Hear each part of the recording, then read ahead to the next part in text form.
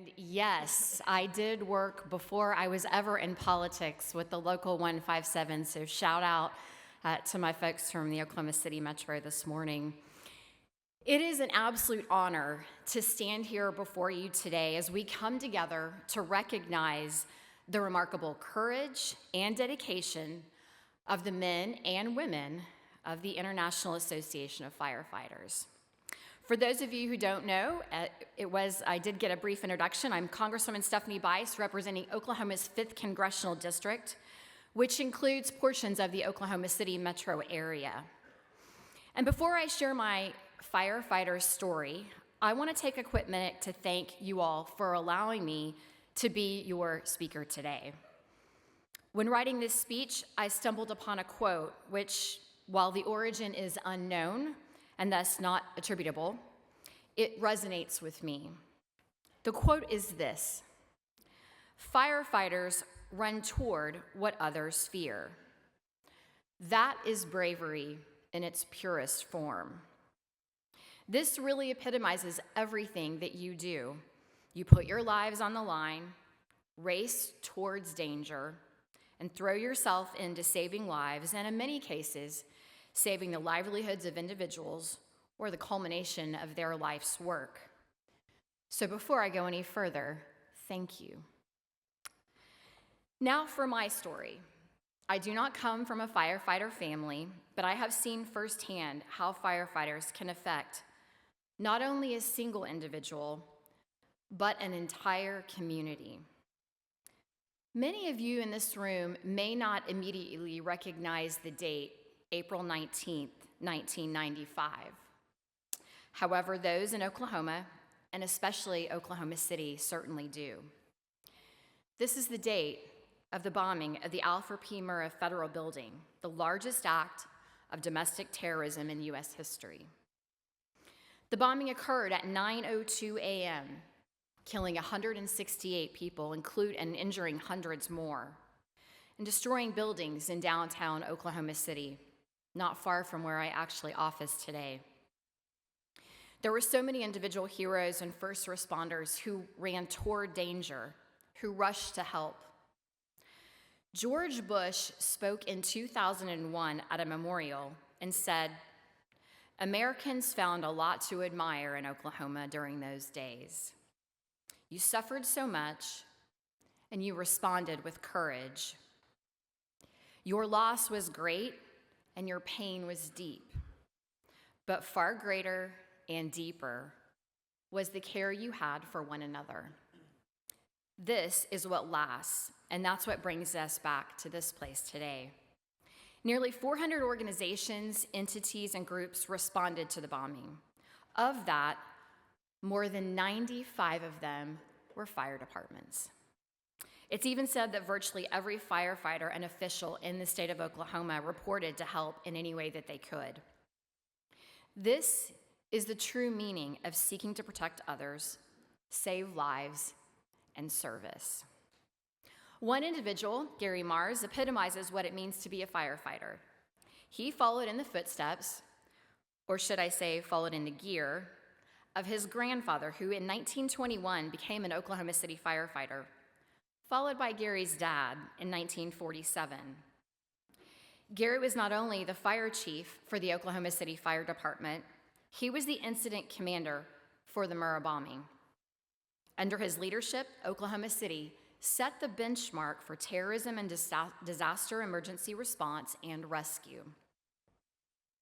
He implemented the Incident Command System, or ICS, which is now the mandatory structure for any incident being worked under federal response plan.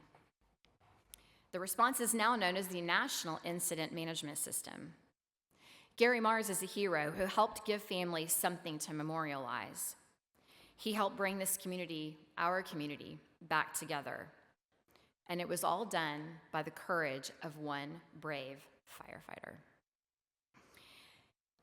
It's not just that day, April 19th, 1995. I think of the wildfires that have been occurring across the country. California, which Ro Khanna represents, has certainly seen unprecedented wildfires which burned more than 50,000 acres and forced evacuations across Southern California. the Palisades fire, which burned through the LA community of Pacific Palisades and parts of Malibu, and the Eaton fire, which burned Altadena, have damaged or destroyed an estimated 16,000 homes and other structures. At least 28 people have perished in these fires, making 2025 one of the deadliest and most destructive years on record, just a few weeks after the year started. But it is people like you who work very long hours to help combat these infernos, from the wildfires in western and southern parts of my home state to the frequent tornadoes, floods, and severe storms that come with unpredictable weather. Firefighters, whether full-time or volunteer, have never been more crucial. In Oklahoma, like many other locations across the U.S., the challenges are unique. High winds, dry conditions, and rapid changes in weather patterns that make firefighting both dangerous and unpredictable. But time and time again, you rise to the occasion without hesitation to keep each and every one of us safe. Whether it's responding to a blazing wildfire, battling a structure fire, or assisting in other emergencies, you demonstrate an unwavering commitment to service. You put the safety of others above your own, and your actions save lives, protect property, and provide critical support for families during some of the most difficult times they will ever face. As we work together in Congress to assist our local communities, we must ensure that you, the firefighters, have the support and resources necessary to do your jobs safely and effectively.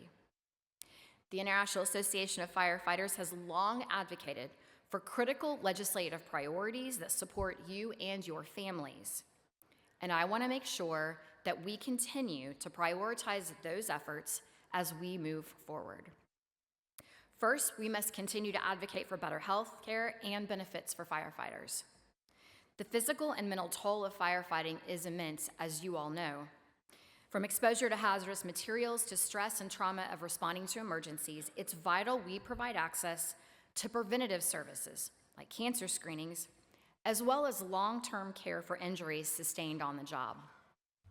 Second, we must continue to invest in resources for firefighting equipment, training, and personnel.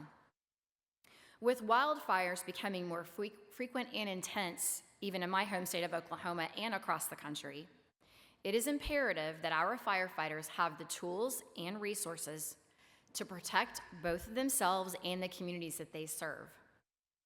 This not only includes providing up-to-date equipment, but also ensuring that fire departments, especially in rural and underserved areas, are adequately staffed and supported.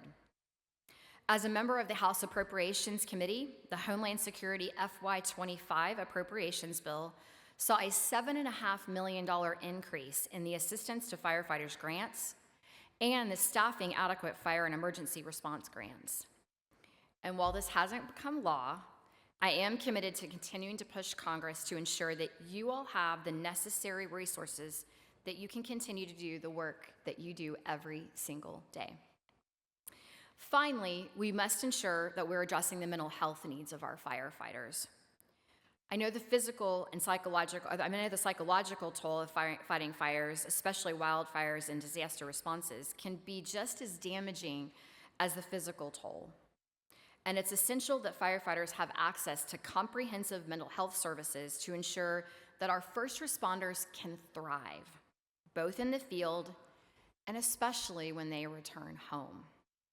This is why I co-sponsored the HERO Act, a grant program which will support health and wellness programs within fire departments. In closing, I want to reaffirm my support for the International Association of Firefighters and to stand alongside each and every one of you as we work to build a safer, stronger, and more resilient future. Your service is invaluable to the state of Oklahoma and to our great nation.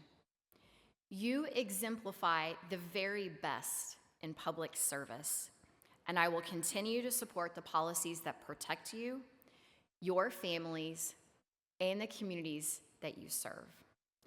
Thank you so much for the opportunity to be with you this morning. God bless. That